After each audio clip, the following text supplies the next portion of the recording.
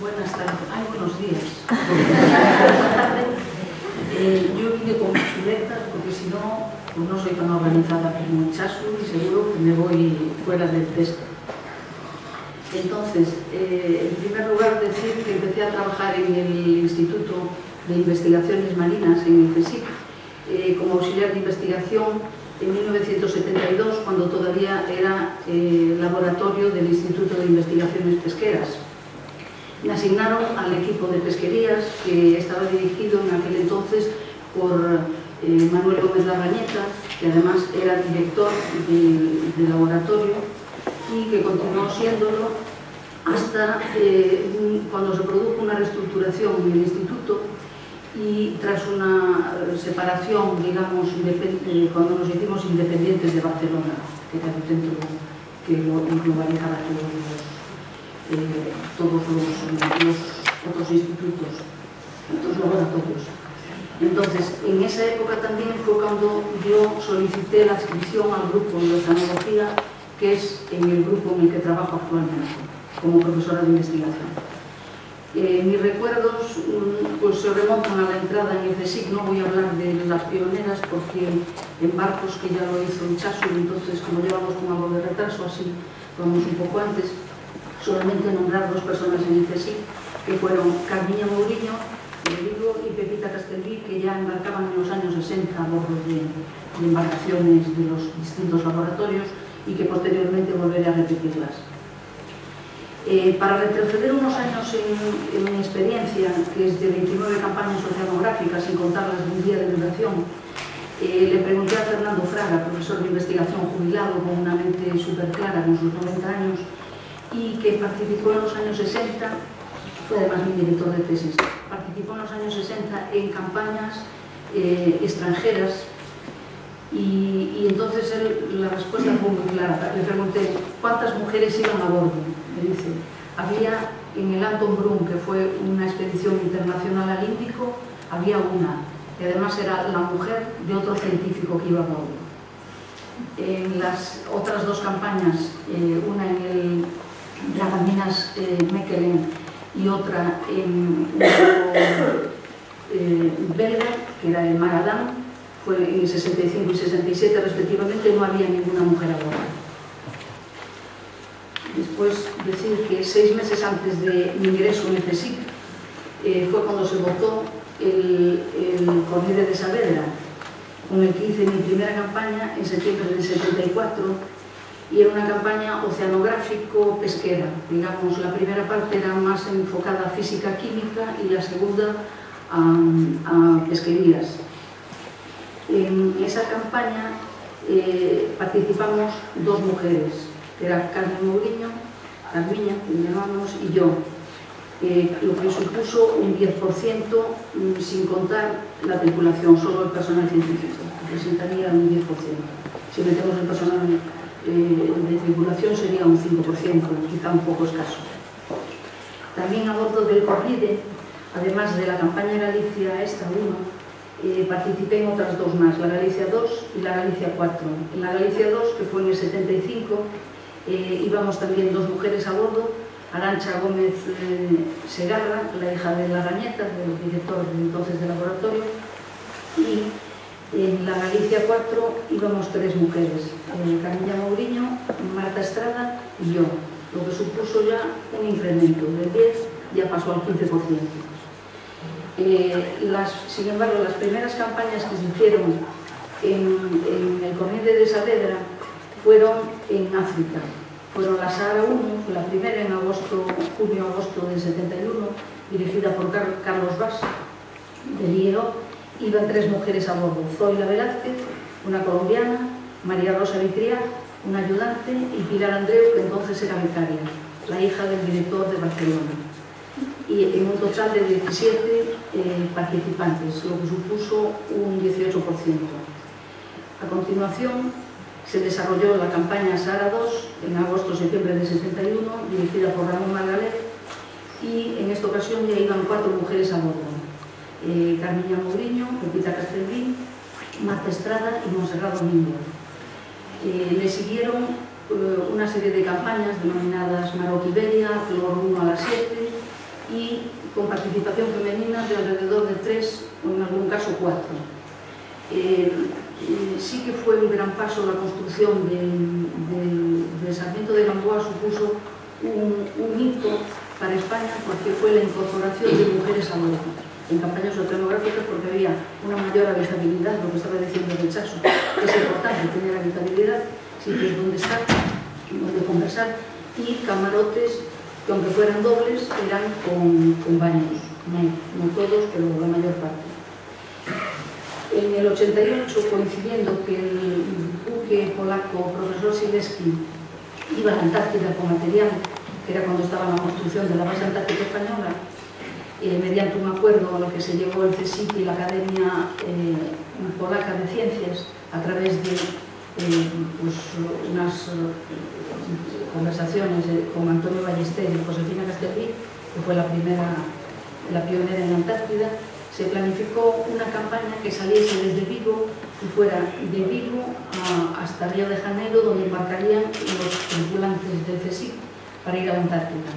En esa campaña yo fui de jefa de campaña de esa primera parte, que era con 2 secciones, una longitudinal y otra perpendicular, y me llamó la atención cuando embarqué la cantidad de mujeres que iba a bordo, comparadas de las 2 o 3 que íbamos en las campañas nuestras, y es que en realidad fuimos 9 mujeres.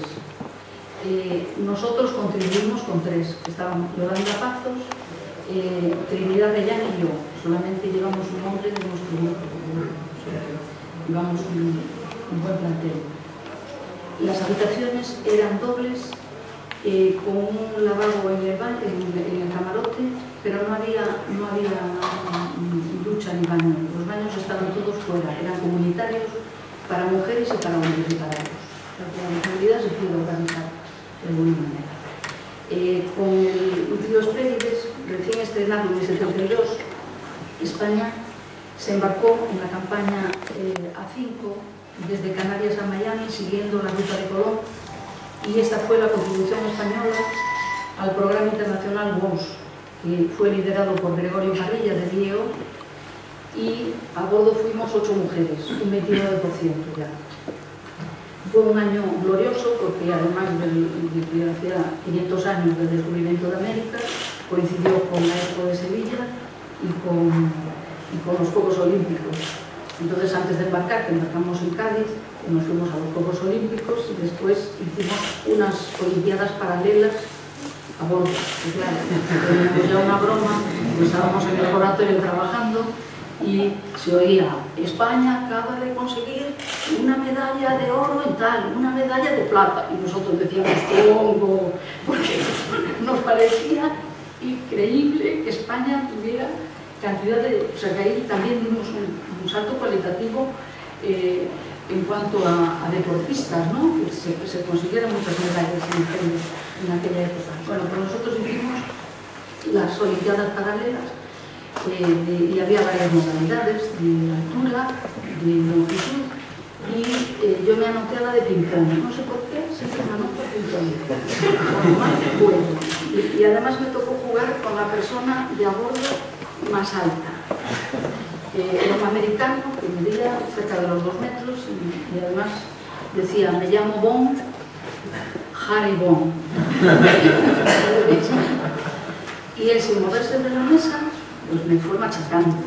Yo al final ya me vi tan perdida y ya no le tiraba ni a la mesa ni nada, le tiraba a la cara, al pecho.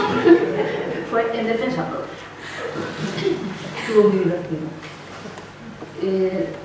Sigo con el Hespérides. Fuimos también a la Antártida. Bueno, aquella fue una campaña especial porque llevaba muy poquito tiempo el Hespérides funcionando. Fui a la Antártida en la campaña Fruela, curiosamente con un 29% de personas también.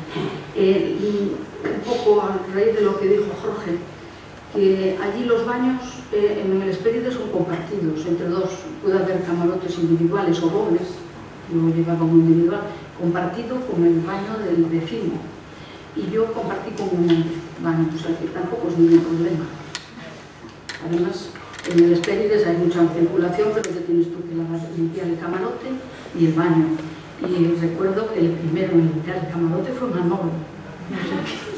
Muy bien, fue impecable. El baño, perfecto. O sea que sí que se puede, lo que decía Ichazo, es importante la habitabilidad del sitio donde está, aparte del baño, que yo creo que es una cuestión que se soluciona fácilmente. Sigo. Bueno, en la Fruela, pues, en la Antártida, una maravilla, todo espectáculo, tanto de luz, porque allí cambia la luz cada momento. Mejor que no vayas a por la cámara de fotos porque te pierdes el espectáculo. Y también el sonido, no es luz y sonido, sino es luz y falta de sonido. Te ibas a proa y no escuchabas absolutamente nada, era el sonido del silencio, era algo fantástico. También en el Hespérides hicimos varias campañas, las citarán. Dentro del proyecto europeo Canigo hicimos 2 campañas a las que yo fui, que la representación femenina en la Azores 1 fue del 50%. Bueno, casi 50%, lo que se trató fue una campaña, que era un hombre. En Charles Darwin participé en 2 campañas, una la campaña Vivaldi en el Atlántico Norte y otra en el Índico. La diferencia entre esos 11 años que pasaron de una campaña a la otra fue el paso del 17% de mujeres al 32%. O sea, que ya fue un salto bastante importante. Y los camarotes eran individuales, un gran laboratorio comunitario, un par de laboratorios pequeños y además, al ser un buque inglés, tiene un pub. Con lo cual, ahí sí que hay habitabilidad. Tu trabajo es un trabajo duro y te vas allí a tomar una cervecita. Tenía, pues, para hacer cañas, incluso en la primera campaña, y la otra no, tenían todo cañas. Vivir en el campo, yo las experiencias que tuve siempre fueron muy positivas y muy bien. Pero justamente en esta del Índico tuve una experiencia que fue bastante desagradable porque estuve enferma. Me mandan a hacer certificados médicos y de muelas y de todo, pero no estás libre de estar enfermo. Empezó un dolor en un oído, me pasó a la garganta, me pasó a la cabeza, pensaba que después de la cabeza sí iría, pero no, continuó, terminé yo creo que los analgésicos a bordo, me diagnosticaban desde Inglaterra porque no llevábamos médico a bordo, y cuando llegamos el capitán me decía: yo creo que es que lo que necesitas es ver cemento. Y ya llevamos mucho tiempo a bordo, en una campaña de 45 días, y esto fue 15 días antes. Dije: no, que yo soy muy espartana, yo aguanto lo que sea, hasta comida de y en este caso, pues seguía mal. Cuando llegué a bordo, a tierra, a Perth, a Australia, fui al médico y me detectaron que tenía herpes zóster. Es dolorosísimo, o sea que el trigémino cogía aquí, o sea que estuve de no poder dormir. Tremendo. Estas son las cosas desagradables, pero que bueno, con 29 campañas no está mal, no es una sola. Después, participé también en otros buques extranjeros y fueron campañas básicamente francesas, una en el Maurice Ewing que duró 3 meses, se caracterizó porque el buque era un buque sin alcohol, solamente los domingos había cervezas con bajo contenido en alcohol, pero que como llegaron un poquito tarde ya desaparecían, ya estaban juntadas.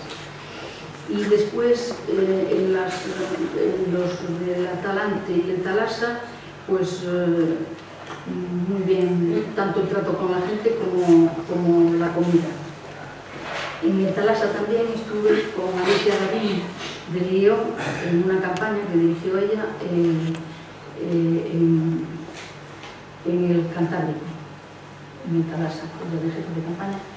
Y decir que aquí el porcentaje de mujeres en estos buques franceses y en el norteamericano fue el del 38 y el 48%. Después, en el marco del proyecto Carb Ocean, un proyecto europeo, se estableció una estación fija en Gibraltar. Entonces, la primera campaña, que estaba coordinada con el grupo que también participaba en el proyecto, que era del Instituto Nacional de la Recherche Halieutique de Casablanca, fuimos fue muy cortita la campaña, en mayo de 2005, y había sí, mujeres que cortan. ¿Cómo me mirabas? Bueno, termino pronto. Lo que pasa es que hago incisos y eso es lo que retrasa. El buque era de los de Casablanca, que era Amir Mulay Abdallah, que fue un regalo que le hicieron los japoneses por las cosas estas de las cuotas a los marroquíes. Y ahí fuimos el 57% de mujeres, éramos todas españolas. Que fue un ambiente extraordinario y que no supieron qué hacernos, tanto los colegas marroquíes como la tripulación, siempre pendiente de nosotros para que nos sintiéramos como en casa. Si nos veían mareadas, porque allí se movía mucho, muy estrecho, te preparaban un té con menta o bien una hierba luisa, o sea que fue verdaderamente algo fantástico. Y después, pues bueno, ya voy a terminar, esto solo me queda la vida a bordo, aunque ya fui contando unos retazos, es decir, que para mí fue muy positiva, también aprendí mucho y te haces más fuerte de carácter, porque yo también era una persona más débil. Y siempre digo que el mar, o la mar, crea adicción. Y es verdad, porque yo siempre digo, ay, ya no me marco más, pero siempre que me ofrecen alguna campaña, siempre voy. Entonces, en la primera campaña íbamos dos, el trato era quizá algo paternalista desde el punto de vista de que ellos saben que es una vida muy dura. De repente aparecen dos mujeres allí y entonces pues te están pues queriendo tratar bien. Y yo recuerdo el camarero del Corride que me decía que le comía poco y me reñía, o que el otro te decía toma pan, porque así si estás mareada te mantiene tal, o el García del Cid, que fueron unas campañas que no nombré porque me las salté, pero que es un barco más pequeño, pues el cocinero, que no era cocinero, que estaba sustituyendo al cocinero, un marinero, pues nos venía a preguntar, ¿qué queréis que os ponga de cena? Como si estuvieras en casa, o sea que nos mimaban de alguna manera. Y en el barco polaco, después de haber terminado las estaciones, ya cuando íbamos hacia Río de Janeiro, como llevaba material para la base antártica, con las tablas hicieron una mesa de ping-pong, por eso lo dije de mucho. Y a mí me hacía gracia porque te venían los colegas polacos, te venían como que hubieran sacar a bailar a alguien. ¿Quieres jugar la próxima partida conmigo? Una sensación, yo me sentía como si me sacaran a bailar. Y bueno, mi profesor Silvestre nos dijo que éramos un 20%, a pesar de ser un 20% de mujeres, el trato entre hombres y mujeres fue pues de una cierta normalidad. Yo aquello lo achacaba más bien a que pues que ellos venían de estar en clase niños y niñas juntos, y nosotros veníamos de una época, estábamos en una transición, y veníamos de una época que eran las niñas por un lado. Yo fui el último curso mixto del Instituto Santillane y después eran el Instituto Femenino y el instituto masculino. Afortunadamente se han vuelto unidos. Yo creo que lo que conviene en estas cosas es que haya de ambos sexos. Y cuanto más equilibrado esté, pues muchísimo mejor. Como colofón, decir que con todos los datos que he recopilado de las campañas hice una correlación entre el porcentaje de mujeres a bordo y los años, y que me sale aproximadamente un punto por año de incremento. O sea, ahora estamos en cerca del 50%, 48 o 47. Entonces yo me parece que es un número interesante y esperemos que no cambie la cosa y que al final seamos nosotros mayoría y que los hombres se sientan raros, ¿no?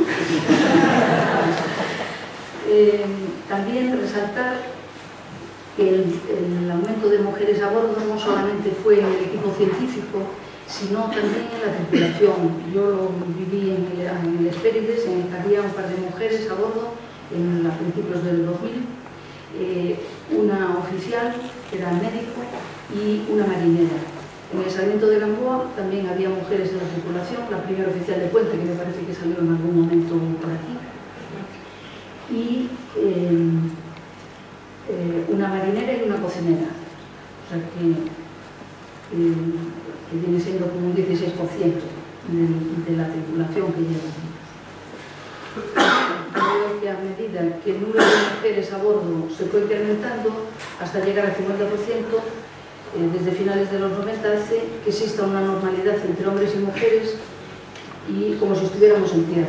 La vida en barco es un espacio reducido del que no se puede escapar y por tanto se requiere un gran respeto por las personas y es muy importante saber armonizar tanto el trabajo como la diversión, que es necesaria a bordo y que hay que saber dosificar bien. Una campaña de un mes, siempre digo que está muy bien. La de 45 días ya empieza a ser, pues te da dolor de cabeza y el testosterona. Y las de los 3 meses, pues que es mi techo en el barco americano, pues para mí se hizo muy larga de más, me hizo desconectar y cuando llegaba al instituto y la gente me contaba sus problemas, yo no los veía tal, porque quizá en un barco aprendes a relativizarlo todo y yo creo que hay que relativizarlo todo, tanto en tierra como en mar. Mi experiencia como jefa científica fue muy positiva y de hecho en esta última que acabo de venir, la Catarina, y de un total respeto por parte de la tripulación. Yo pienso que puede que confluyan dos factores. Por un lado, que hay una organización muy jerárquica en los barcos, donde manda patrón, manda marinero, eso lo sabemos de toda la vida, y por otro lado, el carácter empático, positivo entre ambas partes, que hace que todo fluya mejor. Yo creo que estas condiciones se dieron en la última campaña que fui de jefa de campaña en verano y que cuando terminó San Juan de Terranova, pues es un apunte que a mí me llegó al alma, porque cuando me despedía del contramaestro me dijo: no te vayas, quédate con nosotros y vuelve amigo con nosotros. Y eso pues me dio una gran satisfacción, porque era que lo habíamos pasado bien, y efectivamente. Tuve una tripulación y un equipo científico 10. Y creo que nada más. Cuando bajé del barco pensé que iba a ser mi última campaña, pero no es así. En marzo me vuelvo a Madrid.